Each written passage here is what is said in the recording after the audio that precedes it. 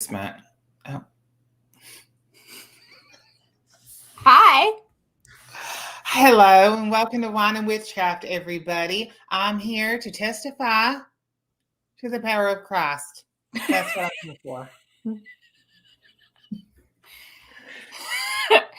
So, I don't think we have anybody in the show yet. Oh, yeah, we have 3 people. It takes, how it takes like 10 minutes for them to kind of filter in. As you guys can see, we are dressed up for the occasion. Yes. We're getting all in costume tonight, honey. It's, Halloween. Samhain is this month in a couple of weeks. And we figured for this month's show, we would dress up. Why not?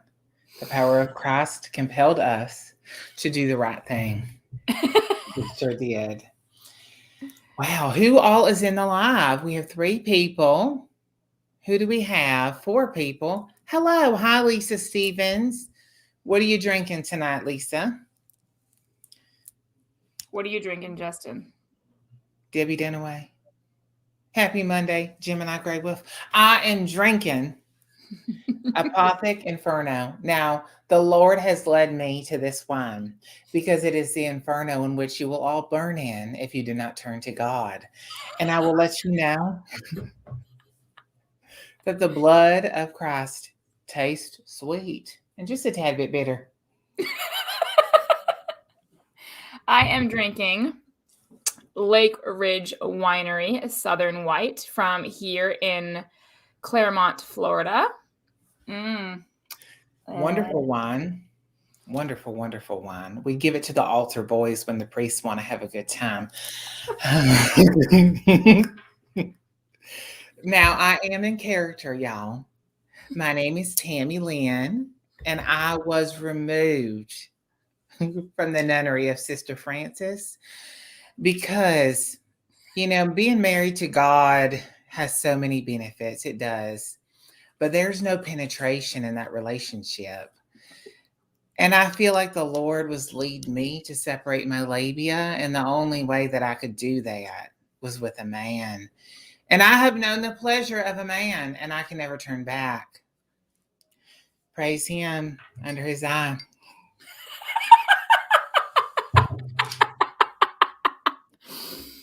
So, yes, we are in costumes and Halloween costumes tonight. And as you can know, as Justin is in character, Tammy Lynn, the nun who was an 80s prostitute who joined the convent to try to straighten her ways, but nothing can hold her down, honey. No, no. I remember the day that the Lord came to me. I had just got picking up by John. It was on the highway. And I had 3 kids, and you do what you got to do to feed them damn kids. So I was turning tricks, and my John picked me up. He just needed a little blowy. It was no big deal. And I was going up and down on his manly parts that the Lord had blessed him with. And as I was doing it, I saw Jesus's face and his pubic hair. And I said, I cannot swallow these babies anymore. I have to turn to the Lord to make it right. So I put my babies up for adoption and I joined the nunnery because I said to myself, this is what the Lord has for me. And I will do his will. I will. That's what the good book says. And I'm going to make sure I fulfill my destiny. Now, I've been in there for 20 years, y'all. 20 years. I couldn't take it no more. I couldn't flick my bean one more second. But I still believe in the Lord and the power of God. So, yes, we have this southern prostitute. A little bitter. And my costume, I'm not sure if anybody can guess what I am. But I'm not going to tell you what I am. If you know, write in the comments what you think character I am. I want to see how many people know what I am. Y'all don't forget to share the show now. Share the live so that your friends and all the other false prophets see it. What do you think Miss Sunshine State Witch is besides a sinner?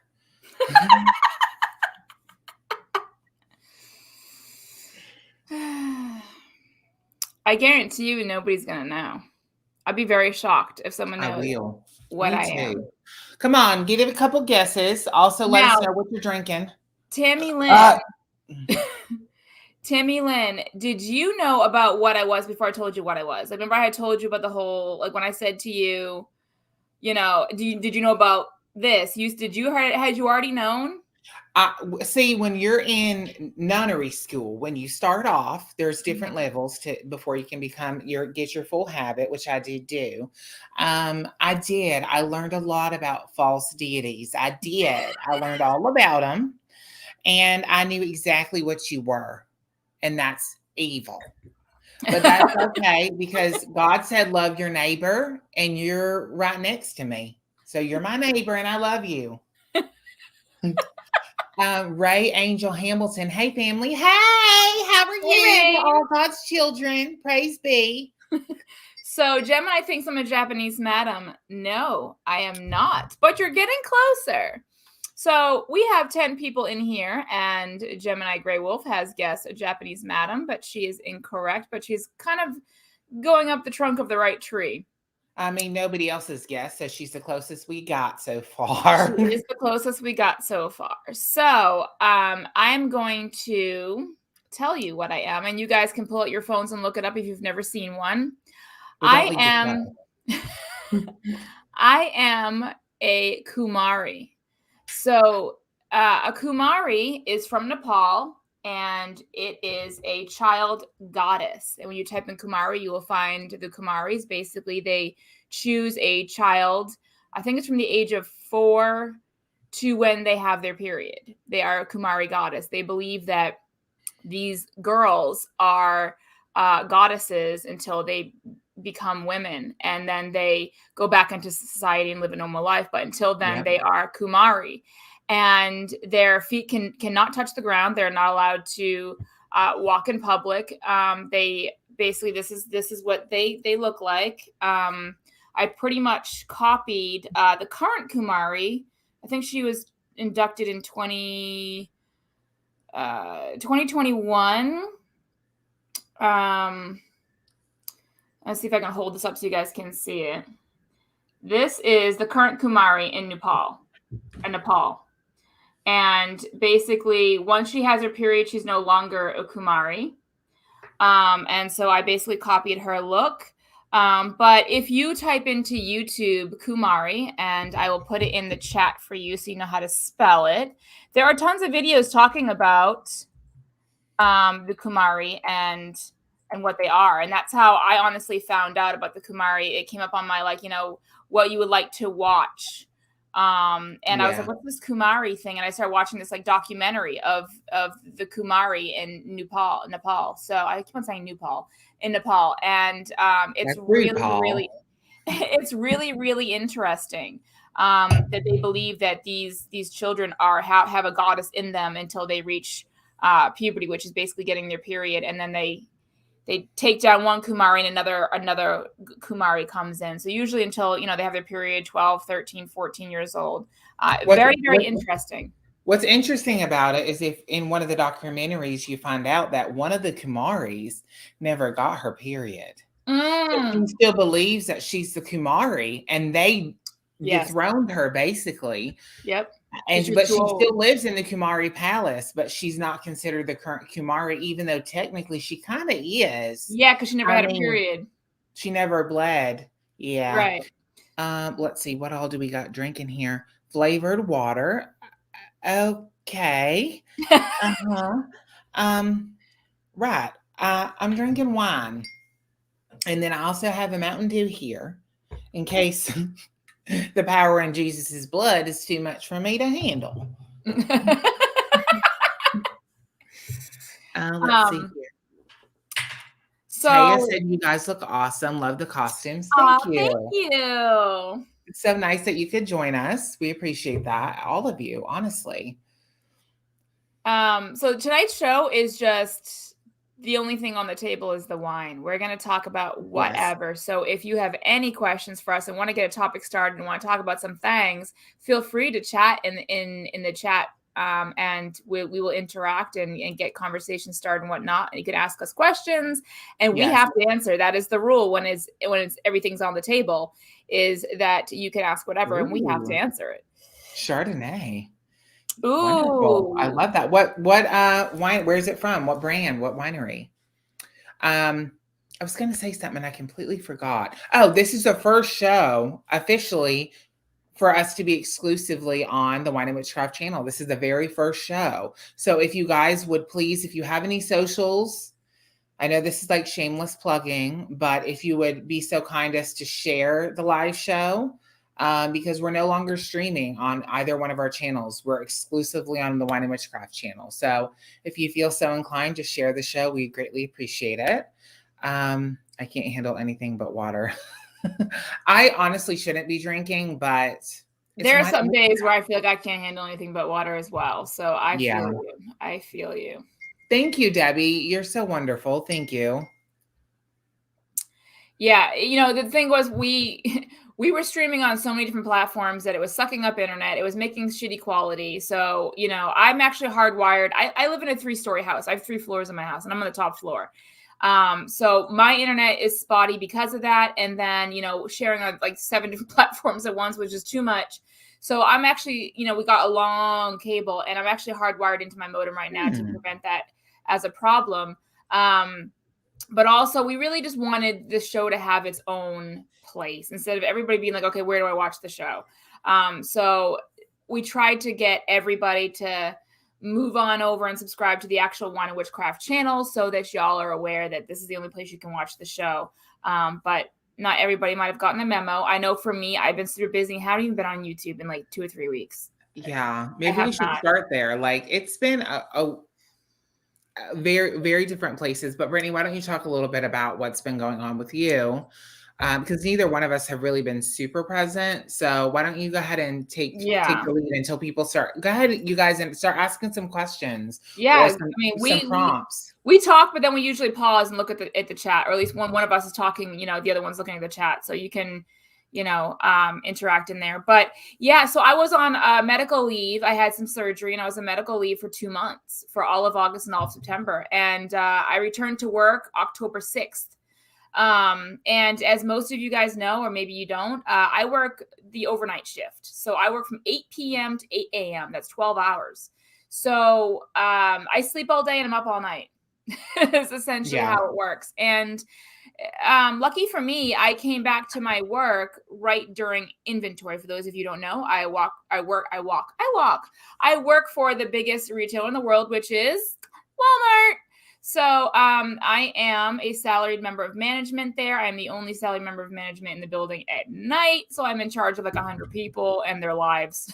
So seriously, it can get scary because sometimes you'll have someone trying to get in the building and you're like, what the hell, you know, and you've got 100 people to protect, you know. So it's a strenuous job, you know, and lucky for me, I came back to work after my medical leave right at inventory. So inventory is actually tomorrow morning.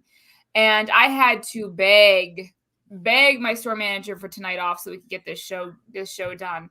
And he almost put me on the schedule and I was like, excuse me, sir, excuse me. I ain't gonna be there. I got some things to do. And he's like, well, can you come in after? I go, yeah, let me come in just drunk. Let me just come into work after the show completely wasted. No, I didn't tell him that I do this show. Nobody at work knows about my YouTube and I like to keep it that way. But I told him I had plans. I had things that I had planned out weeks in advance and that I could not be there tonight. So thank God, or thank Goddess, that he said, okay, all right, you can have Monday night off. So I slept all day. Only woke up like 2-3 hours ago. But I'll probably be up for the whole entire night now at this point. But, you know, life has been crazy because of inventory. You know, 8 turns into 8 p.m. to 10 a.m., 8 p.m. to 11 a.m. You know, the hours are just, I can't leave until he releases me. Like this morning, he's like, Brittany, did you do this, this, and this? And I'm like, no, sir, I didn't. He goes, well, you're not leaving until you do it. So, you know, it's been long hours and I just haven't had a lot of time for YouTube. And honestly, I was just telling Justin, I was like, you know what? I need to make a video because I miss it. I really do. But it's just life, just when I came back to work, just it got tipped upside down 2 weeks ago. So I have not been on YouTube, not even to watch videos. So I'm hoping to get back on there today and tomorrow. So that's where I've been. I'm still here. I still love YouTube. I still love y'all. It's just life got thrown in my face. So Justin, where have you been? So honestly, you know, for those of you who don't know, because we were originally going to make content, but we really didn't. We posted on Instagram a little bit, but Brittany and I and our families did a camping trip. So we camped for 4 days, 3 nights, I think.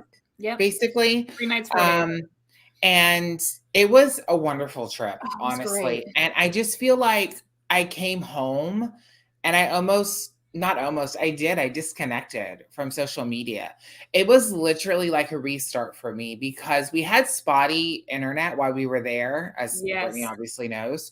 And it was kind of nice because, I mean, no holds barred, just being straight up honest. Neither one of us are like major YouTubers or anything, you know, but we still have a following and, you know, content that needs to be made. And sometimes that with work and family, it kind of gets a little overwhelming sometimes. So it was nice to kind of just be disconnected, not be able to get on Facebook, not be able to get on Instagram. And then when Facebook and Instagram crashed, it kind of just was like, you know, the universe was kind of, I felt like telling me like, you need to like soak up this time.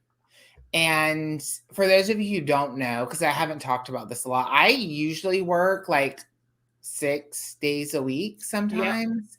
And I've kind of pulled back on that. And long hours too. You had like 12-hour shifts at one point, didn't you? Yes. Yeah. Yes. Most of my shifts are 12 hours. And I don't know. I was soaking up my time with my family and my friends. And it just was nice to kind of step back. But at the same time, every time I'd get on my phone, I'd be like, gosh, I really need to make a video, or me too. I need to post more on Instagram, because I talk to so many people on Instagram. You know, I talk to so many of you guys on a regular basis. And I kind of started to feel like I need to be better at finding balance. I have realized that I have a problem with balance, not only on social media, but in my personal life. Like, it's hard for me to focus on my family and my friends. It's hard for me to focus on my career and everything else. Like, I really need to try harder at balancing. And that's really the only reason why I've been gone.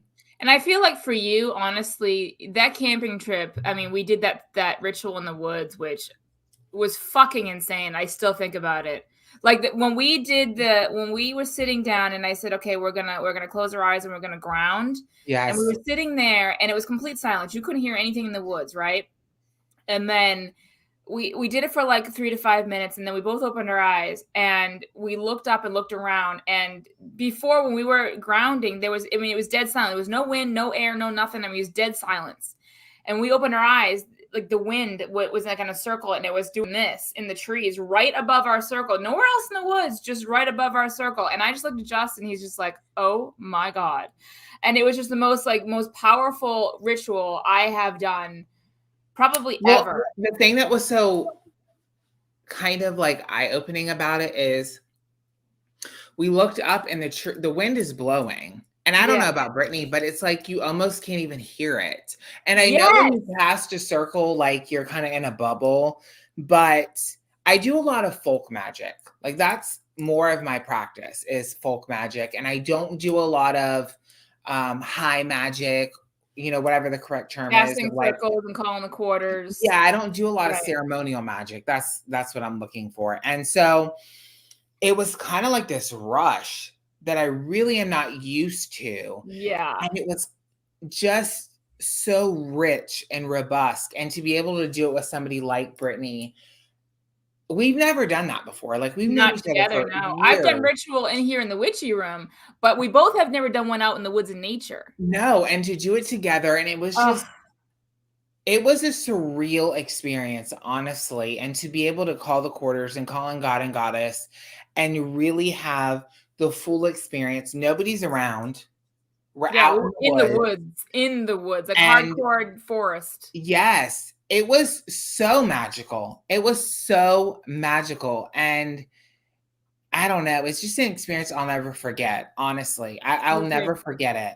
I'll never forget it. But I feel like for you, you know, that ritual in the woods and whatnot, we had talked a couple weeks or a month prior about the fact that you don't go on nature hikes. You just don't. Not that you don't want to, you just don't.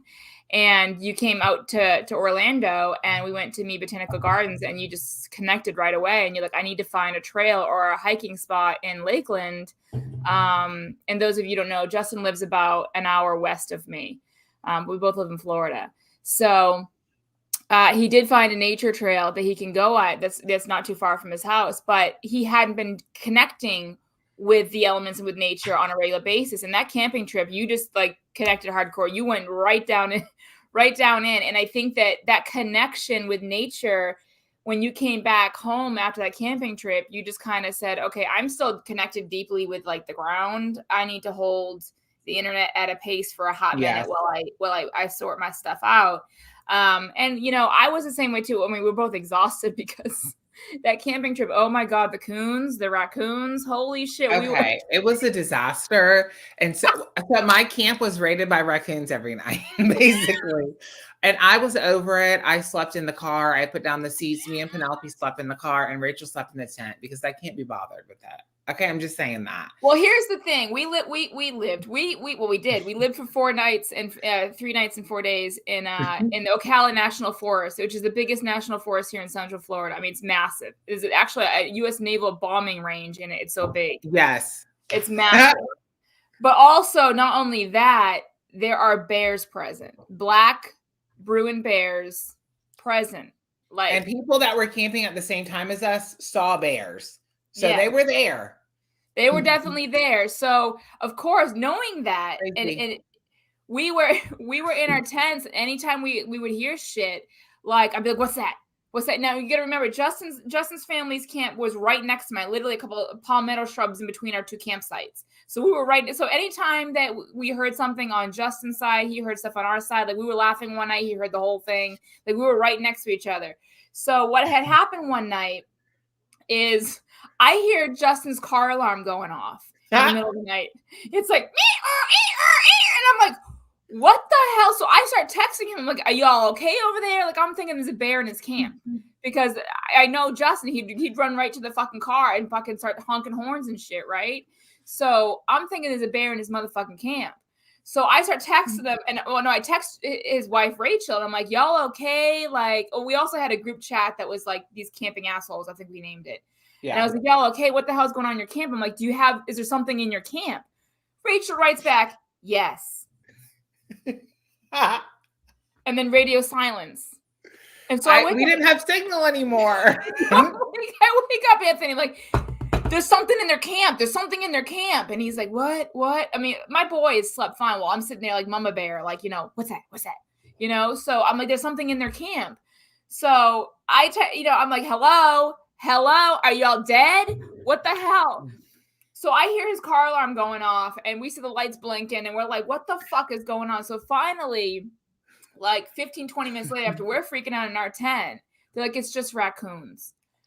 So I start laughing at that point, like, because I'm like, okay, if it's just raccoons, it's kind of actually funny because raccoons can't hurt you. They're just mischievous. They're trash pandas, you know? So they finally, Justin runs into his car like the little prostitute that he is, and sleeps in the car while Rachel's like, well, fuck y'all, I came here to go camping, I'm sleeping in the fucking tent like a fucking camper. Praise be. And he's like, well, me and Penelope going in the car, and we're sleeping in the car because fuck y'all. The raccoons, right? But these motherfuckers threw the raccoons to our fucking campsite next door. So I hear the raccoons outside digging in our motherfucking trash, and I'm like, motherfuckers, you sent the raccoons over here.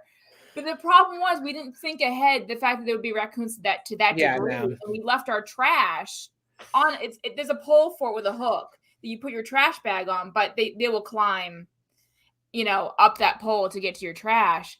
And so anytime I heard any rustling, all I could think of was bears. It was freaking me the fuck out. But it was fun. I mean, these are memories that we'll never forget, the fucking raccoons. And I was laughing hysterically at Justin running away from the raccoons. I'm like, they're fucking raccoons. They're trash pandas. They're not going to hurt you. I know. So 2 nights in a row, I heard rustling. And I sent Anthony out of the tent in his underwear in the middle of the night, chasing raccoons. So he's running around our campsite in the middle of the night in his underwear, chasing raccoons. That was our fucking camping trip. And it was, I will never forget it. I will never. We're going to go back. We love Alexander Springs campsite. We are going back as families. It was fucking a blast. Just so we don't forget, let me see. So there's a couple. Debbie says she loves the show. Debbie Dunaway. We love you, honey. I'm so glad you could be here. I'm just going through the comments. Okay. So just know whatever you put, we're going to see. Okay. We are going to see it. We stop and wow, pause. You guys look amazing. Debbie says she missed us, but she understands. Taya, okay, this is interesting. How out are you about your witchcrafts in your regular life and why? Okay, you go first. For me, so one of my friends, I think my close circle knows. I think my close circle knows about witchcraft, and there's one friend in particular. Her name's Cheyenne. She knows about Wine and Witchcraft and the Witch of Enchantment and that whole thing. I don't know if my other friends know. I'm not super out, just because, as Brittany knows, this is the red state and people can be fucking crazy. I mean, there's a whole saying called the Florida man. Okay. Oh, everybody knows about the Florida man. So I'd rather not get shot or mugged or raped or anything else of that nature. So I'm not super out, but there are people at work who know people who are witchy like me. No. Like yeah, but outside of that, I mean, I don't necessarily hide it. Like I posted witch shirts on my Facebook. You know what I'm saying? But I don't necessarily go up to people or like advertise it or wear pinnacles. So, okay, the Florida man, let me address this real quick, Brittany, before you go. The Florida man, what would you, is kind of like the crazy guy. Yeah. When you see the news and you see some man that does something crazy, it's always the man from Florida or a man from California or some psychopath type situation. That's what the Florida man is. It's a whole thing, right, Gemini? Okay, so Brittany, how out are you about your witchcraft in your regular life and why? We kind of talked about this already, but... We did, but we always have new people coming to the show, and I don't mind, you know, telling the story. And sometimes it changes. Oh, no, yeah, of course, absolutely.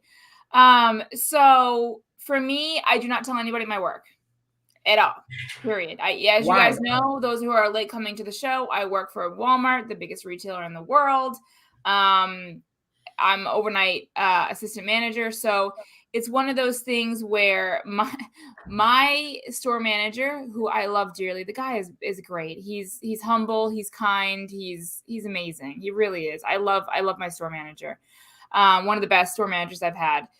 But he's also a Christian man. His dad is I think a pastor of a church. His wife is involved with the church. As she should be. Praise be to the Lord. He's a great store manager, but he is hardcore Christian, and I know he's a very accepting man. He's very kind, like I said. He's great, but I don't feel comfortable disclosing that to him just because our religions are very different. And I don't tell about anybody at work because my work, as you guys know, retail in general, it doesn't really matter where you work as far as retail is concerned. Any kind of big box retailer, it's like a high school. There's gossip, there's bullshitting, there's drama, and I don't want to be a part of it. I'm there to do a job. I'm there to be the assistant store manager, and I don't want any, you know what I mean? And we do live in the South, we do, and primarily a lot of my crew is either Christian or Catholic, and I pretty much keep it to myself just because I'm there to do a job. I'm there to manage, you know, my people and my team. I'm not there about religious. So I don't want the drama. I don't want the gossip. I don't want the, did you know Brittany's, and people confuse paganism with Wicca. People just like to throw Wicca. She's Wiccan under everything. You know what I mean? And it's kind of one of those things I don't even want to deal with it. So I just don't. I don't tell them about my YouTube channel. I don't tell them about any kind of social presence at all.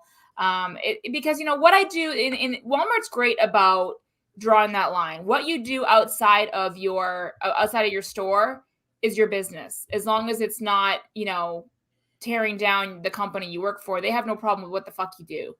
You know, so they basically say whatever you do off the clock is your own business. You don't need to disclose that stuff, and it's nobody else's business. So I don't disclose it. I don't tell anybody that I do this. Now, as far as my family, of course, my whole entire family knows. My husband is agnostic, but he supports me 100%. You do you, boo, kind of thing. And when we've talked about, we actually did a Wine Witchcraft episode with our spouses. And both our second episode we did. Y'all can look back through the playlist and see that. Yeah. And see my husband and Justin's wife talk. And Rachel, the funny thing is me and Justin are a lot alike, but our spouses are a lot alike. Like me and Justin can walk away from Rachel and Anthony and they'll sit there and just shoot the shit for hours. They're very much alike, and me and Justin very much alike.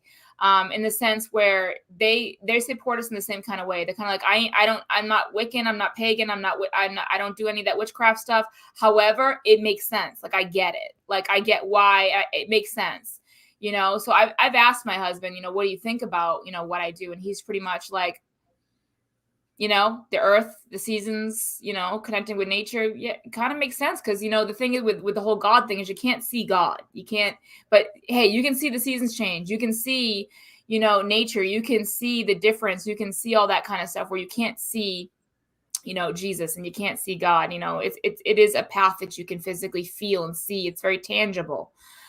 So he supports me in everything I do. However, he does not practice any of my beliefs. And my boys, I got 2 boys. I've got, you know, a 17-year-old and an 8-year-old, and they're pretty much like, yeah, whatever, mom's a witch, whatever, cool, whatever. They know this is the witchy room. They're cool with it. Actually, the funny thing is my 17-year-old came in here, I think like weeks ago. I was sitting at my computer and he had to ask me something, and he came in here and he's like, Mom, this is like a fucking witchy store in here. And I'm like, I know, okay. And he's just laughing, like, you know. So my kids are cool with it. My kids are like, yeah, my mom's a witch, whatever. So my close, immediate friends and family do know. Extended friends, it depends. I have to feel them out first to see how accepting they are. And if they're very accepting and open-minded, I'll tell them. I'm not ashamed of what I am by any means. Yes, you are. But I'm not going to wear it on my sleeve with a giant announcement and say, hey, you know, I'm a pagan witch. That's not my thing. I'm not going to go announce it. And like I've said before, it really depends on where you are in the United States. It really does. Every part of this country is very, very, very different. And people have said, oh, everybody should be out of the broom closet. Everybody should. No, honey, that's not how it works.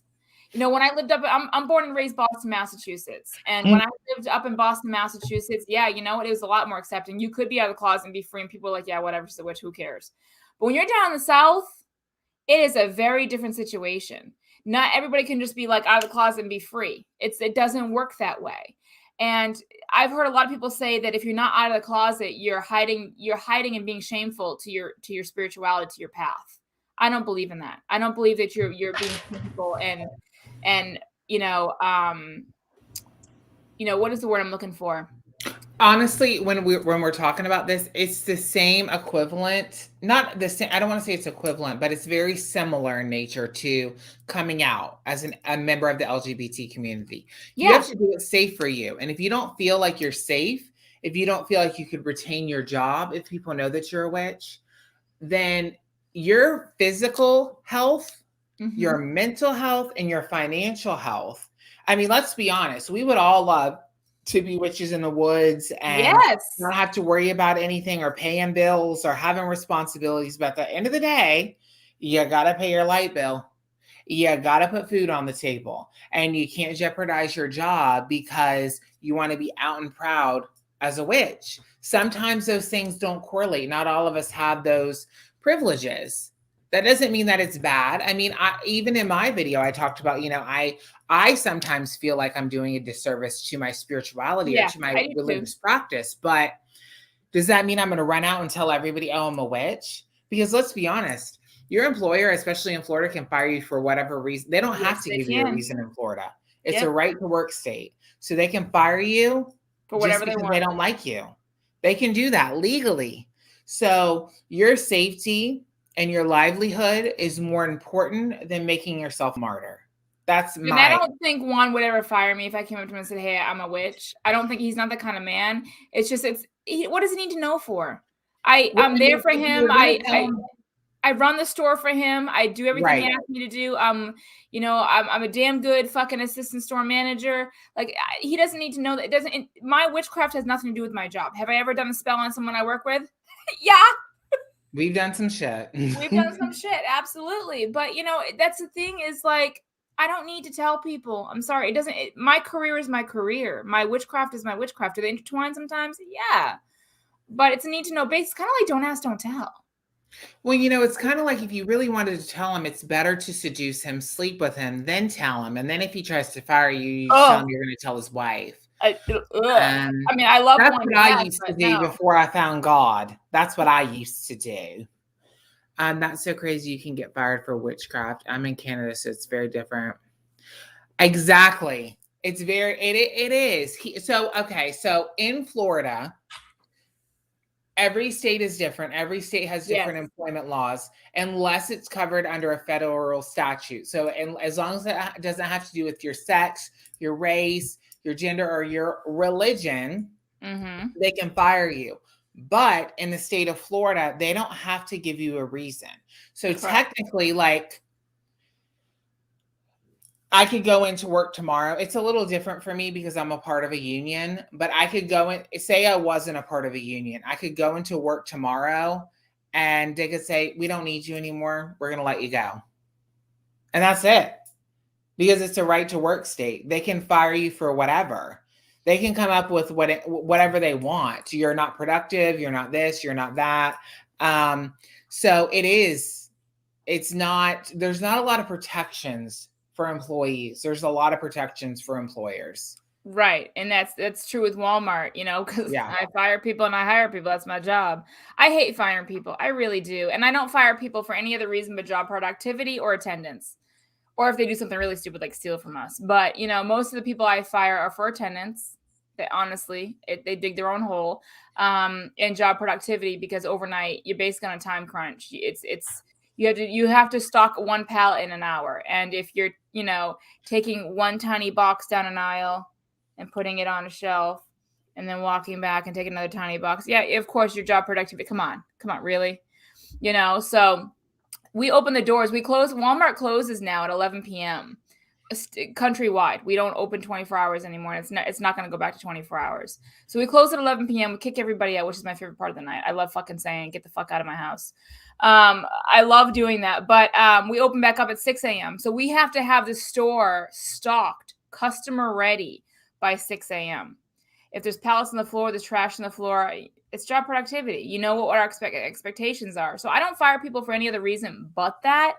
But Justin is very right. It is a right to work state, you know, but they're lucky to have a witch as assistant store manager. I'm telling you right now, because I don't care what gender you are. I don't care what creed you are. I don't care what religion you are. I don't care what color you are.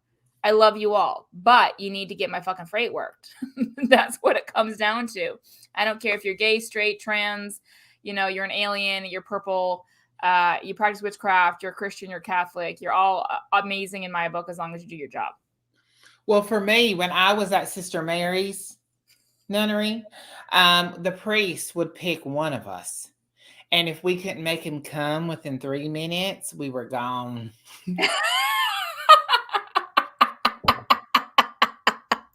Yep, he would. He would say, get out here. Get out of here. I'll get one of their altar boys to finish me. I'm going to get myself canceled. It wouldn't be the first time and it won't be the last. So those of you who are new to the show, just coming in after we announced it, Justin is an 80s prostitute turned nun. He's in the convent now. His name is Tammy Lynn. And he was an 80s prostitute. You can tell by the makeup. Still very attached to his look. But he saw Jesus in some pubic hair on a John and decided that was his calling. So we have Tammy Lynn here. That is his costume. We decided to go in costume. It's October, Halloween, Samhain. You know, we wanted to go full out Halloween here. I am, for those of you who are late to the show, a Kumari. From Nepal. It is a child goddess that is a goddess in Nepal until they have their period, until they become women. So if you have not heard of the Kumari, type it into YouTube or Google it, and you will see tons of beautiful girls and women that look like me. So and you'll hear the whole story. You can type Kumari into YouTube, and there's tons of documentaries on the Kumari. It's very fascinating, very interesting. That's why I chose to be a Kumari, because I think they're gorgeous. I think they're beautiful, and that's why I decided to show off my Kumari. Yes. Now, let's see, who was it? Angie said, weren't you guys afraid of snakes out there? Not really. We were more afraid of the bears. No, and the funny thing about that is Justin and Rachel and Penelope got to their campsite before we did, because we had to look for firewood. And so they got to the campsite before we did, and they were in their campsite, and we started driving down because, like I said, our campsites are next to each other. And Rachel's going like this in the middle of the road. And we're like, what? And she's like, hey, y'all. She was saying hi, whatever. And then as she gets back from the bathroom, she goes, you know when I was going like this down the street? And I go, yeah. She goes, there was a huge, massive ass snake, like right by your truck as you guys were pulling out. I'm like, oh, that's just fucking wonderful. But I have to say, I was not afraid of the snakes. I was afraid of the goddamn banana spiders. They were everywhere. The first visitor of fucking Justin's camp was these banana spiders. And if you follow us on social media, you've seen the banana spider in Justin's camp, because he comes over. We set up our tents, and then he comes over to my camp with a fucking margarita, whatever the fuck it was, in his hand. And he's like, yeah, I've already started. And he's drinking. He's like, and there's a visitor over my camp. It's a fucking spider. It's massive. So I go over there, and this spider is huge. I finally got a picture of it. I did post it on my social media. If you follow me, sure did. And they were everywhere though, because the next day that we saw them in the woods everywhere. Banana spiders are massive. But yeah, we were afraid of bears mostly. We didn't have any bears. We never saw a bear, but we were afraid of the goddamn bears. Thank God. Eclectic Julie said, I traveled south, and oh my God, Christianity is all over the billboards. It's the only original religion accepted up there. It is. And I did a video about how the church stole my identity. And I actually, I've been working on an outline, because I'll be recording a video tomorrow about leaving Christianity and embracing witchcraft, and where and how that happened for me, because I need to follow up more on that whole story. So behave yourself, Tammy.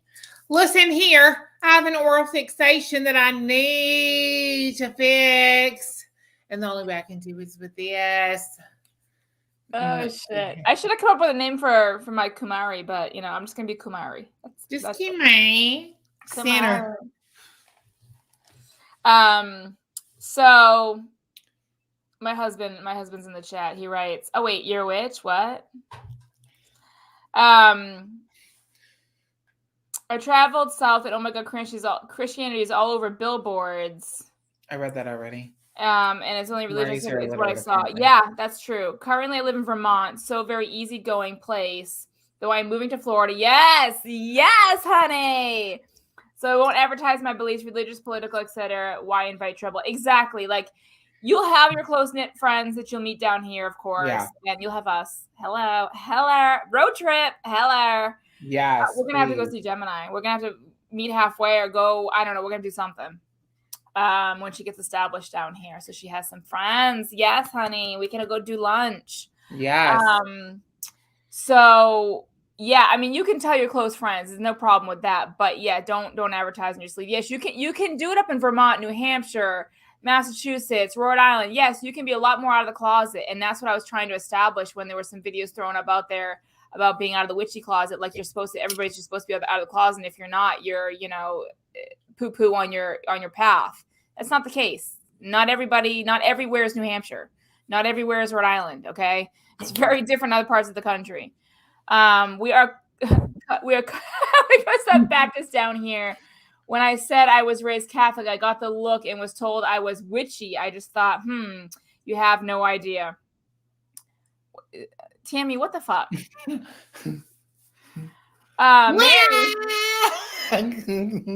Mary, what's happening here in New York State with the shot mandates? Have our hospitals in total crisis, and healthcare workers are being fired. It's horrible. Yeah, I mean, that's not just healthcare workers. Well, you work in healthcare. Thing. Okay, so I have so many things to say about that. What's happened in New York with this shot mandate? Has our hospitals in total crisis? I was just reading to make sure I understood that correctly. Okay, so here's the thing with that.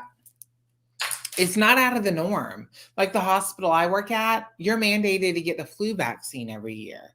So it's not really out of the norm. And they will tell you, public health officials, everyone will tell you it's to keep yourself safe, to keep, the employees safe. Really what it's about is getting money from the government. Okay. So there was a whole new bill introduced or whatever it was, executive order, that if you don't have X amount of employees vaccinated for COVID-19 by, I forget the date, this hospital would no longer get funds from Medicaid or Medicare.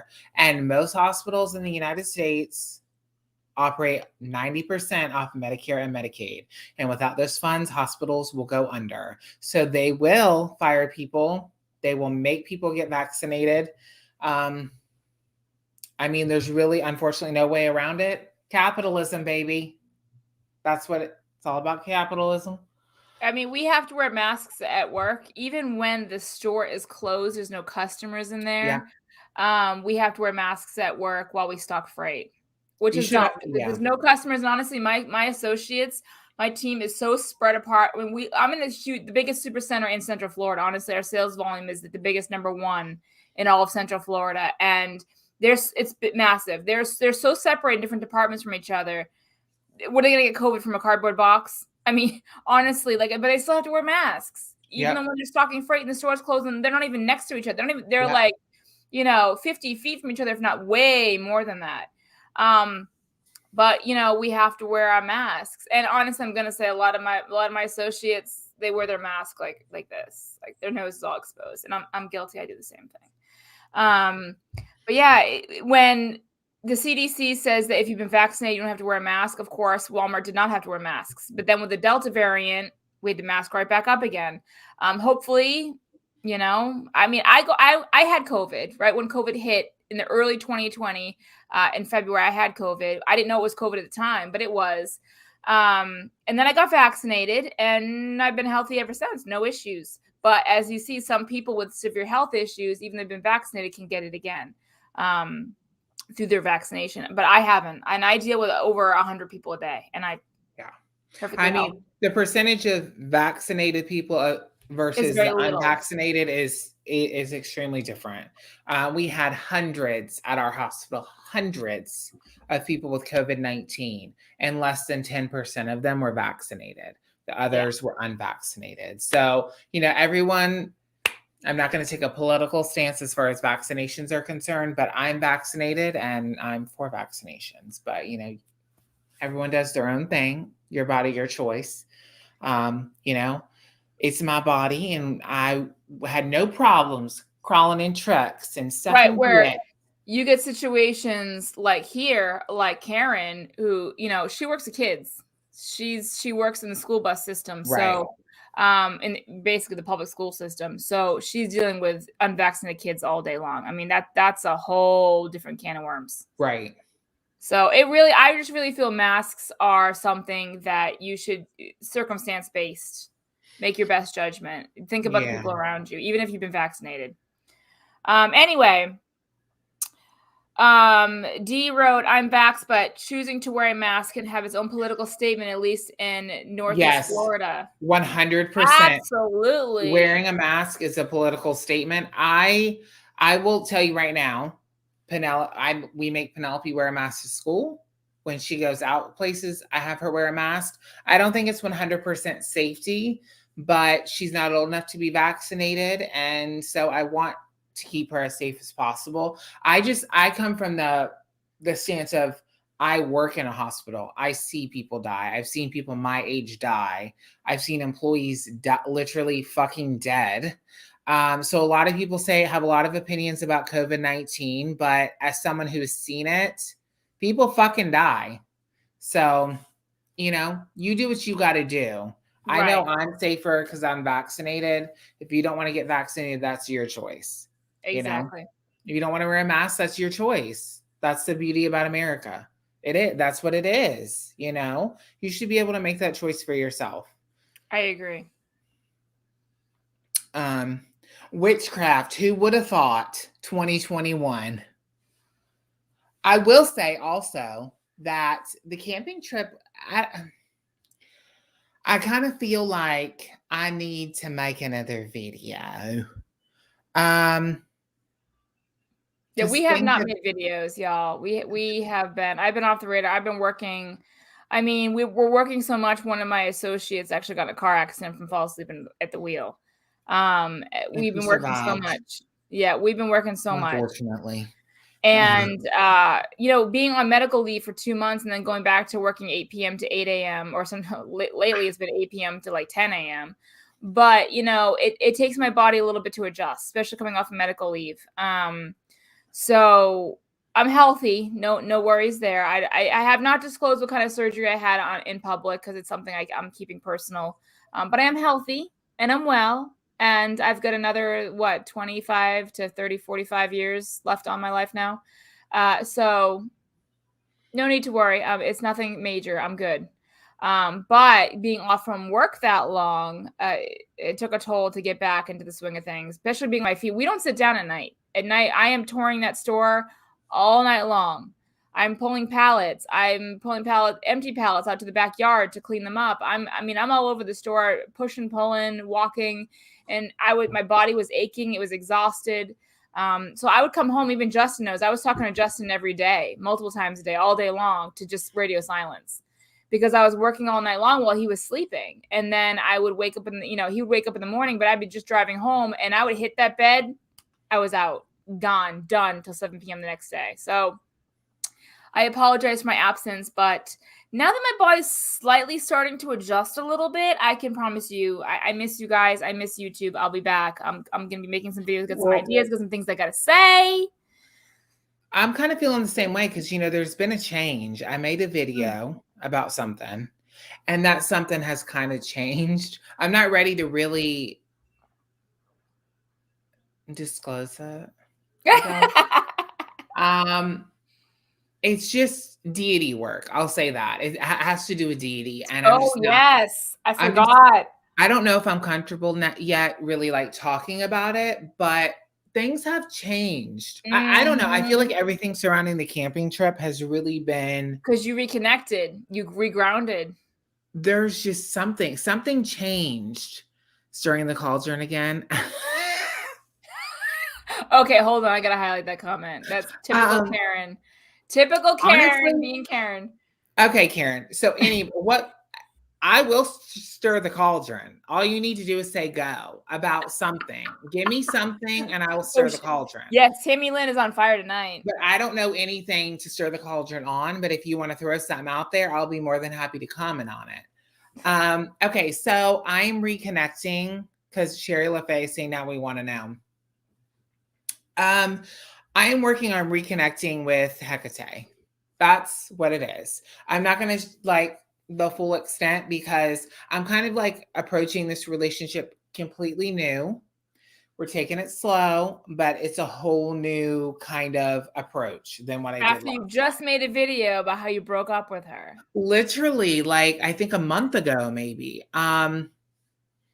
Which people are going to be like, you just broke up with her a month ago. But I made that video and I think I said in the video, like, this has been happening for months. It's not like it just happened for that video and there's only been like a delay for a month. It's been months. Yeah. But I'm working on reconnecting.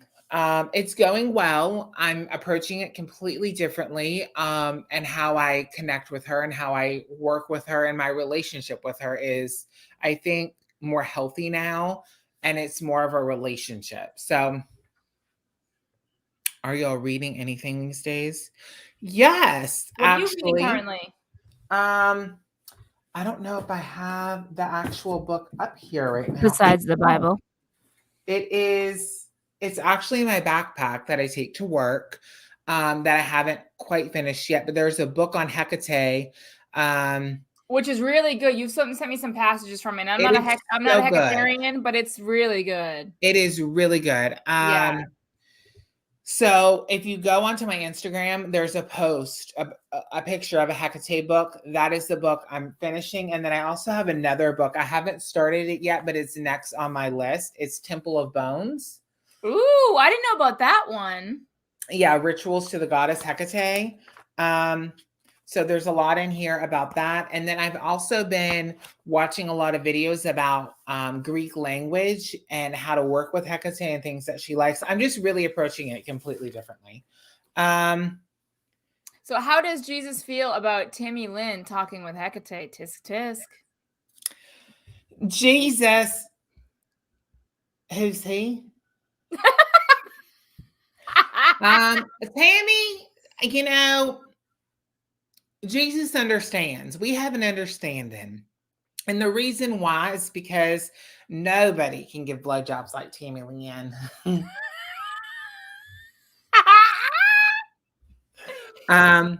Let's see.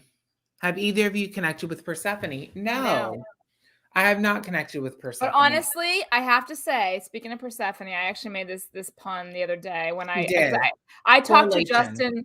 I talked to Justin basically when I'm driving home from work in the morning, and when I'm arriving at work at night, we voice memo for a good 5-10 minutes just to catch up, because I can't not talk to Justin because I feel like I'm empty if I don't. So I talk to him when I can. So I took a picture of I was sitting in the parking lot at work trying to muster up the courage to go fucking in the building. And I took a picture. I'm like, fuck this place right up the ass. Fuck it all to hell. And I was like, I really feel like every time I go to work, I'm Persephone descending into hell.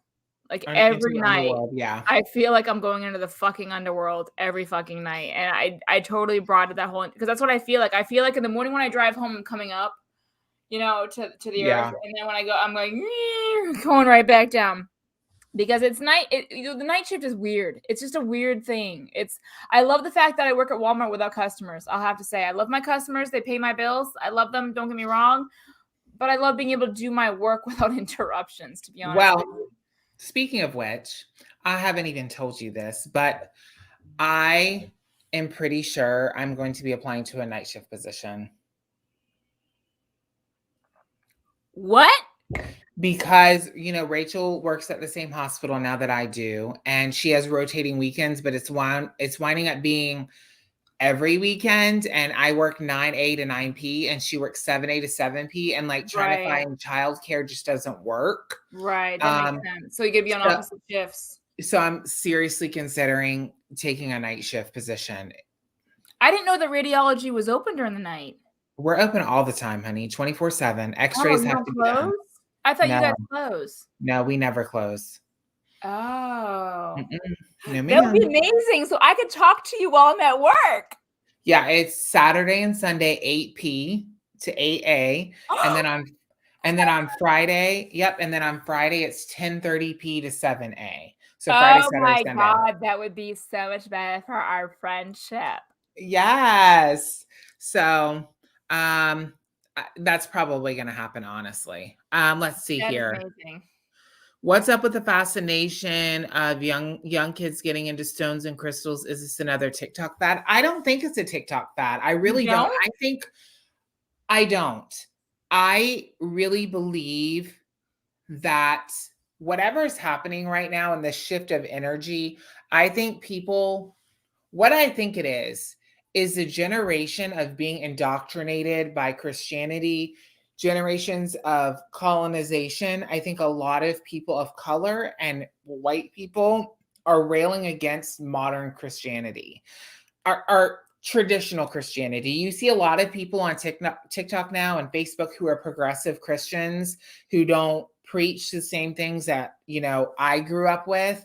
They're all for gay marriage, women's rights. They're all for, it's different. And I think that our generation, actually younger than us, are railing against the societal constraints that have been placed on us. And they want to embrace things like witchcraft and stones and crystals and other types of spiritual things because they want to have power. They don't want to have to, rely on something that their parents forced on them. They want to find something else.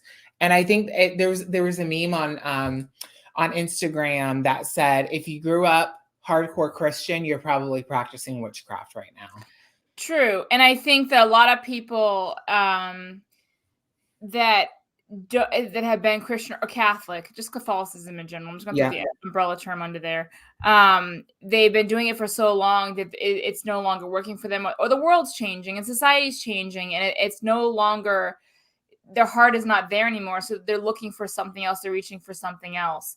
And I just want to bring up real quick, and I hope Mary is okay with me talking about this, but Mary Turner I've known for many, many years. She's here in the show.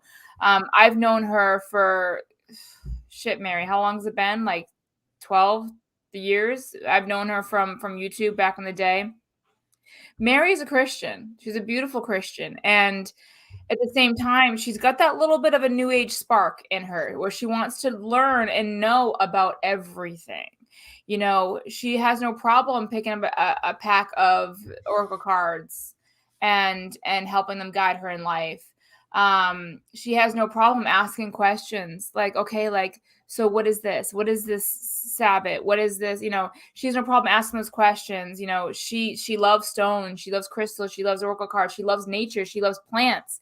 You know, she loves to watch them grow. She loves to nurture them. She loves the earth, you know, but she still has her hardcore belief in God and Jesus Christ. And I think there's something really to be said about that. I think there's something beautiful to be said about that. And Mary is really what I wish I could duplicate in all Christians, to be a stronghold on your faith in God and Jesus Christ, but at the same time be like, okay, like, but you know, crystals that come from the earth. Well, in her mind and in her beliefs and what she's been brought up and what she has got in here is that, you know, God created that. Well, like, you know, I've heard many times over, God created everything on earth for our purpose to use. So if he created crystals and created the earth to create those crystals, well, lo and behold, they're there for you to use however you please to use them. That is how I like to look at things as well. If I were to be in that mind frame where if I want to believe in God, yeah, you know what? God created amethyst. He created amethyst with certain metaphysical properties so we could use it to get through certain things in our life. And that's what I love, the way that Mary looks at things. She's like, okay, well, this amethyst right here, it's beautiful, it's sparkly, it's pretty purple, but God created that and I'm going to fucking use that motherfucker. That's how he looks at that. And I love that. Now, if only everybody could be like that, like every Christian and Catholic could be like that. Like, you know, I believe in God, not the same God and goddess that you do and all that kind of stuff. But you know what? The shit's here. Whoever created it, it's here for me to use. You know, and metaphysics, the word is right there, physics. It's been scientifically proven that a lot of the things that we practice are science. Well, and you know, I think religion is a lot more complex than a lot of us want to give it credit for, Christian or pagan alike. You know, we can't continue to rail against Christian influences. Like there's still Christian influences in my life and in my practice, and there always will be. I can't erase that. Now, whether that's indoctrination or true core belief, that's something, you know, you still have to dissect. But I still believe it, and there's power in that. And I think, you know, religion is just, it's more complex than really what I think some of us grew up with, where they want it, it's this, and it's this, and it's that. Especially because so much of the Christian faith is based on interpretation. It's based on men writing down words that they feel, you know, or they believe God was telling them. So there's always some room for interpretive liberty. You know what I'm saying? Right. So I think religion and spirituality can go hand in hand, but I don't think they always do. And I think religion and spirituality is like sexuality. It's not a line. You know, it's not A and B. There are so many different ways that it can go. And I honestly feel like with paganism, as you and I, Justin, were just talking about how, you know, you're like breaking up with Hecate, getting back with Hecate, you know, you're approaching Hecate a different way and all this kind of stuff. And my path has changed, and I'll get into that in a minute. But the same thing with Christianity. You know, I'm sure, Mary, and you can talk to us in the comments how much your spirituality has changed. Yes, your God is God and Jesus Christ and all that stuff, and you believe, and you're there, and your heart is there, your soul is there. But your path has changed. It's morphed. It's evolved. The same thing happens with us pagans and Wiccans and Christians and Wiccans and you know, New Age spiritualists is The fact that we morph and we change and we grow. The same thing. It doesn't make us any different from a Christian. A Christian, they morph and they change and they grow, and while you may start out believing this is this and this is that, but the more that society changes and the world changes and your eyes are opened and you see things, yes, the more your path, even as a Christian, yes, will morph and will intertwine and will change. Well, you for me personally, growing up, I have found that it's the church, the people that make me feel bad about things, not God. Mm-hmm. And I think I've said that before. Like, that's a really good. Yes, that's it's good. Never God that is condemning or makes you feel disgusting. People. It's your peers in the church, the body of the church that makes you feel horrible and terrible. And Mary has talked to me many times. I mean, Mary and I have conversed quite a few times in emails and text messages and whatnot. And she's told me the same thing. She's seen people in her church that were once a certain mind frame just be so closed-minded about politics, about life, about religion, about everything you can possibly imagine. She's seen people who were one way morph a completely different way. And then she's looking at him like, what the fuck? You know what I mean? And that happens with everybody in life. The church can be very political, depending on which church you go to. It can be very political. It can be very Republican, and you walk in as a Democrat, and you're like, "What the fuck?" Or vice versa. It can be very Democratic, and you walk in like a Republican, like, "What the fuck?" Church can be very, very, hard and cold and political. And I think that's one thing that I really love about witchcraft is the fact that we don't have to go to church. We can practice it right here. And we don't have to work with deity either. And we don't have to work with deity. We do not have to.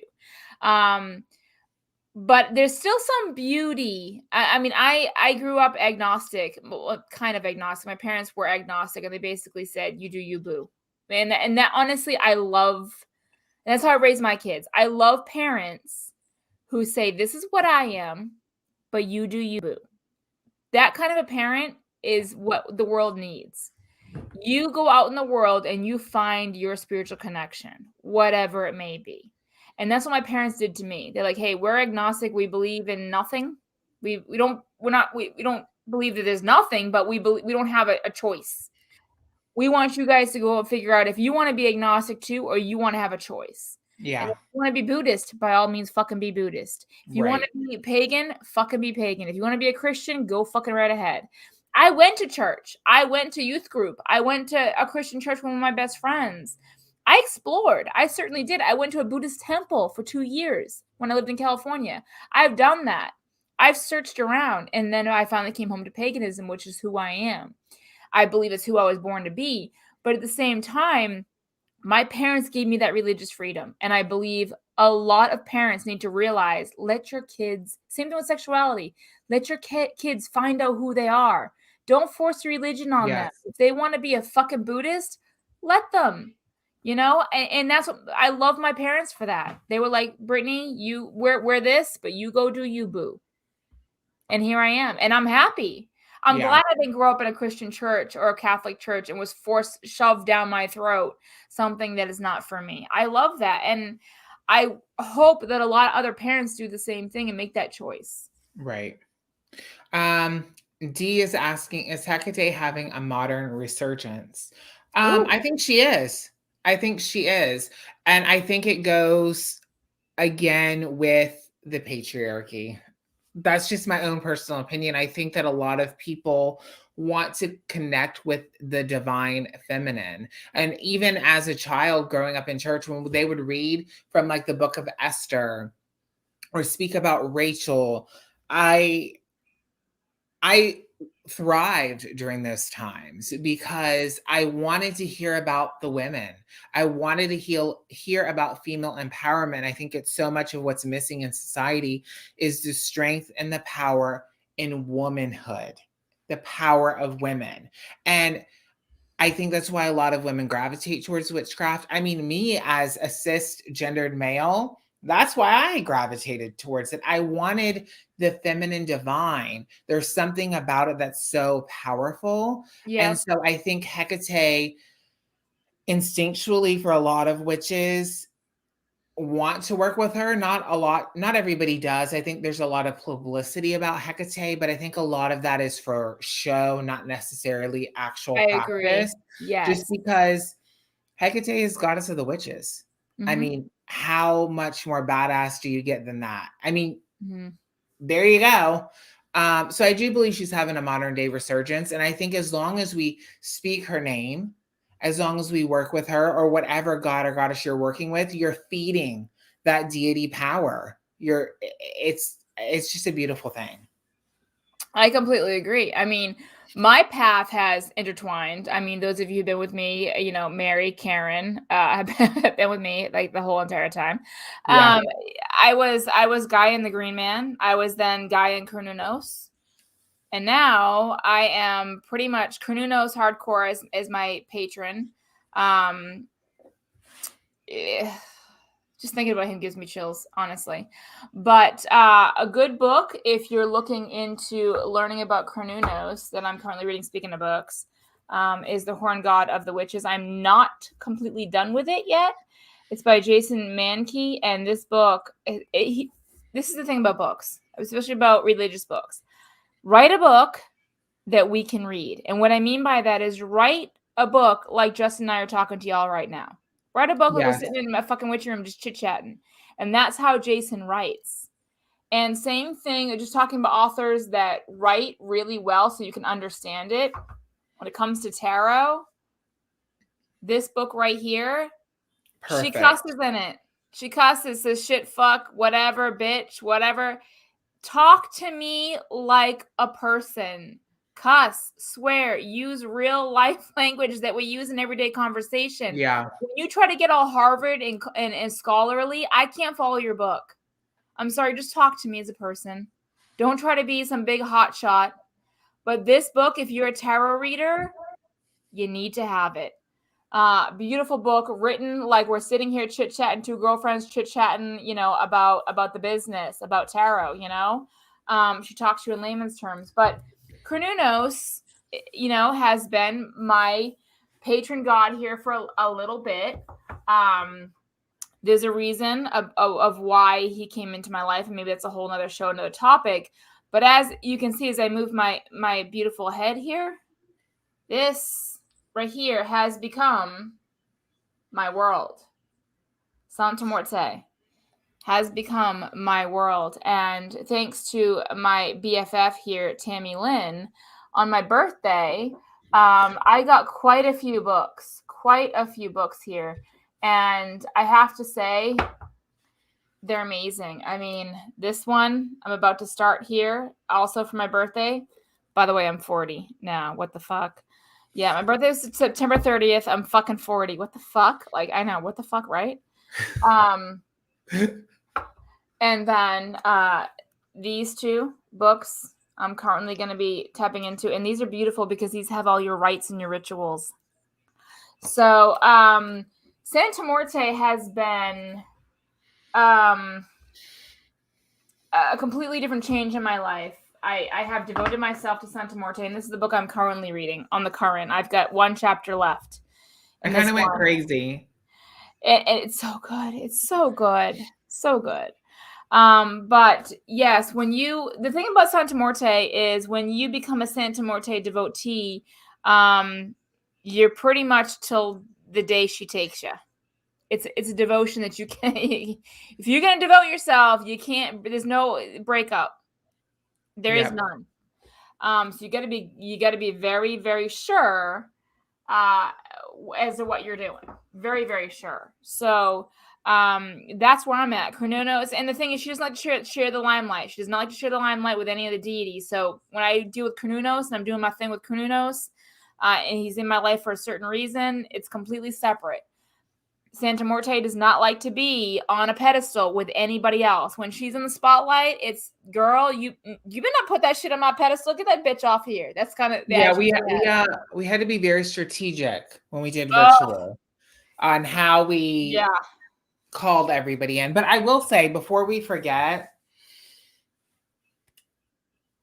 we did not dump salt all over the goddamn forest. Okay. Oh my God. We got so many comments, messages about, oh wow. Yeah. About a salt circle out in the woods. It was literally a little salt circle. We didn't, destroy the earth. Well, no, the more Okay. so the problem was, hold on, I'm trying to put my hair back in here. The problem more so was that it destroys the environment to put a salt circle out in the world. Well, here's the thing. Salt comes from the same place we put it back in. Okay? Salt comes from the same motherfucking place that we took it from. Okay? So we got hell for making a salt circle in the middle of the woods. Last I checked, salt is an element from the earth, okay? If it goes back into it, it's not going to kill anything. It's where it came from, okay? Okay.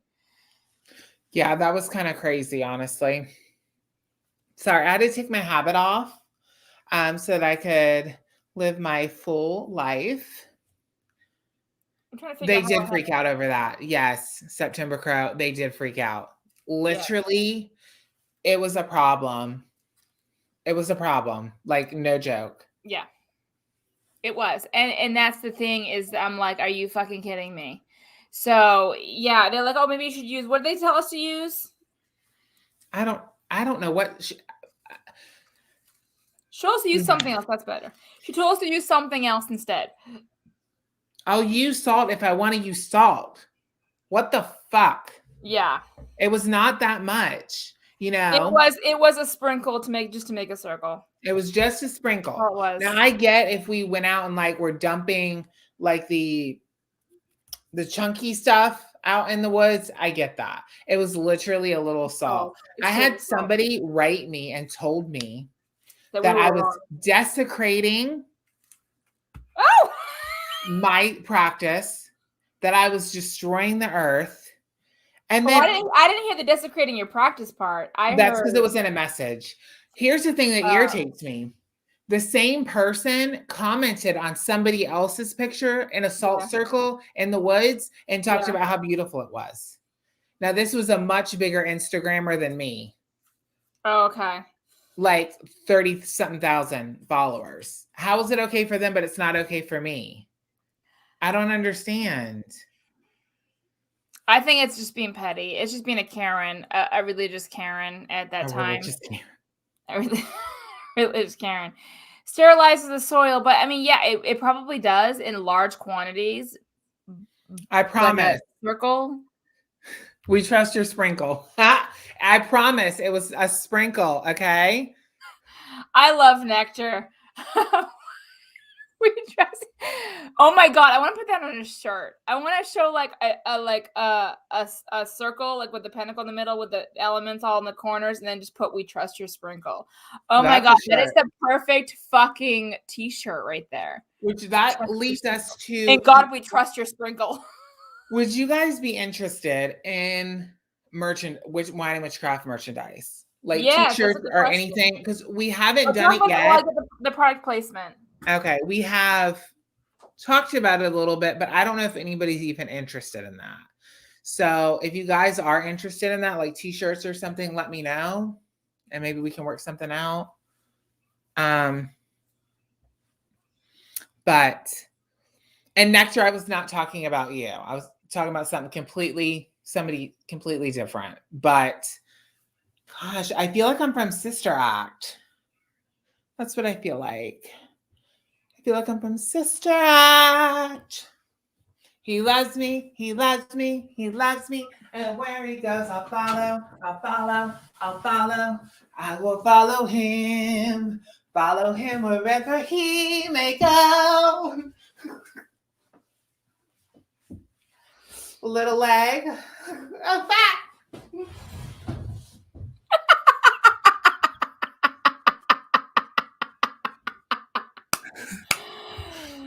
That was so staged, but that was funny as hell. I feel like a pilgrim. Like cutting a turkey type deal? Yes. Like murdering indigenous people and claiming the land for myself. That's what I feel like.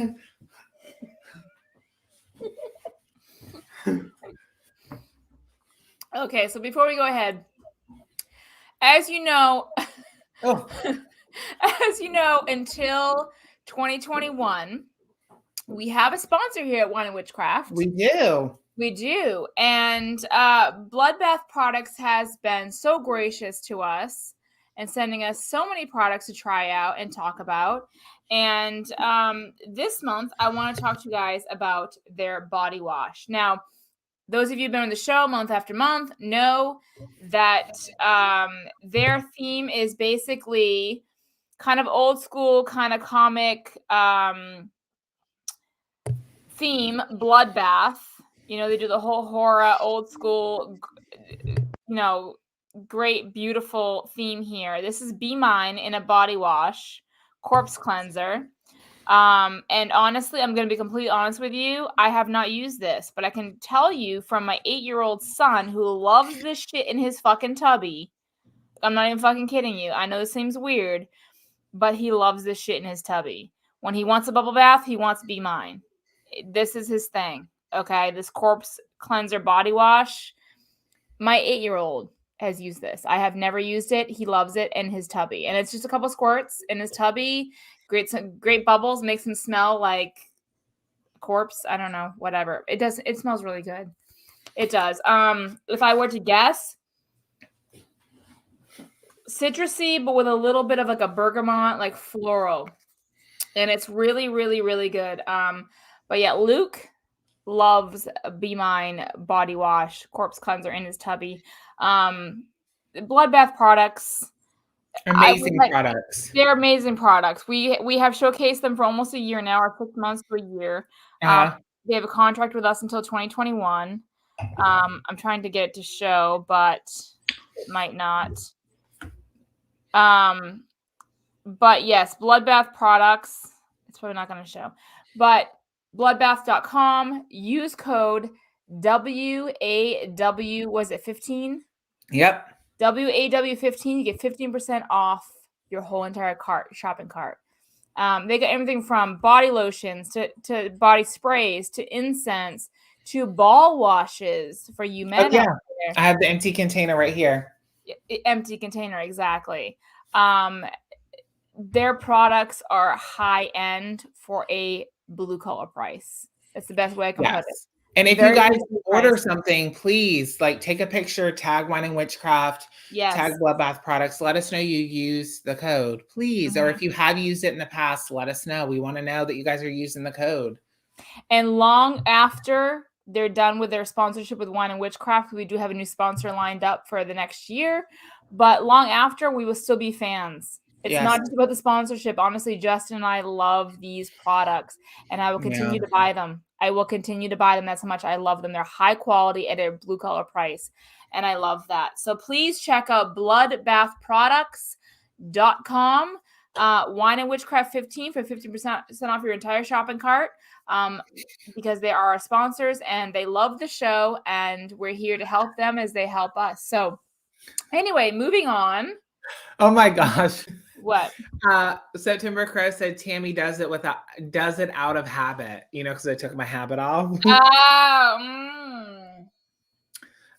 So we got quite a few people that said they would love to have a Wine and Witchcraft t-shirt. So maybe we'll have to design something. We want to do a merch line. Yes, we want to do a merch line. We do. We just want to know if you guys, are interested in that. The show doesn't have a huge following. We're still a little show, but if you guys, if you want it, then we want to provide. we want to make products, whether it be t-shirts, whatever. I don't care, whatever. We were thinking about wine glasses. We were thinking about wine glasses and wine bottles with our label on it. We want to do things that are affordable for the everyday person. We don't want to do this whole entire we're Wine and Witchcraft, we're going to charge you $54 for a t-shirt. No, we want things to be affordable for the everyday fan of Wine and Witchcraft. Right. But we don't want to launch a merch line if you guys are but we're trying to grow this channel as well as just this show in general. We think, I know for me, if it wasn't me doing this show, I would tune into this show because this show is kind of, hey, let's chit chat in real time and no pre-recorded video. just us chit-chatting with you, interacting with the audience, I think is key. We really want to talk to you. We don't want to just sit here and chat. We want to talk to you over here in the comment section. That's why we love the fact that you come. You guys make the show what it is. We would not be Wine Witchcraft if you did not come to the show.